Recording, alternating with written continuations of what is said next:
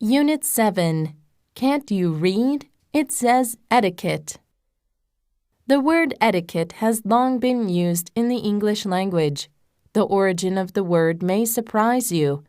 To understand where the word came from, we will have to travel to 17th century France, to a place called the Palace of Versailles. The Palace of Versailles was built in the 1600s by the King of France, Louis XIV. The enormous palace rests on a beautiful garden, 250 acres in size.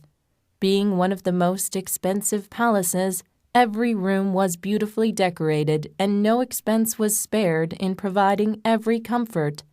Sadly, however, no one thought to bestow these same comforts outside of the palace. Although most rooms had chamber pots, also known as old-fashioned toilets, the gardens and the surrounding areas did not. So, visitors without rooms often peed in the gardens or used the bushes to relieve themselves. Needless to say, it left the gardens still beautiful but very smelly. Louis XIV's gardener quickly noticed the foul stench. He hung signs reading etiquette all over the garden. The word etiquette used to mean keep off the grass.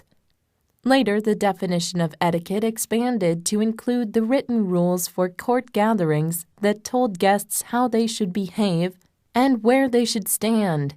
The modern meaning of the word etiquette is to be polite, respectful, and well-mannered in social settings. Society needs etiquette in order to function respectively. The changes the word etiquette has experienced in meaning over time can be expressed by the term semantic widening.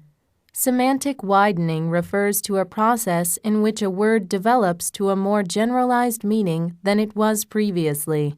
Therefore, although in the past the word etiquette meant to stay off the grass because it was impolite to walk in the garden, over the next few decades the meaning of the word widened to something more general, such as to be well-mannered and polite.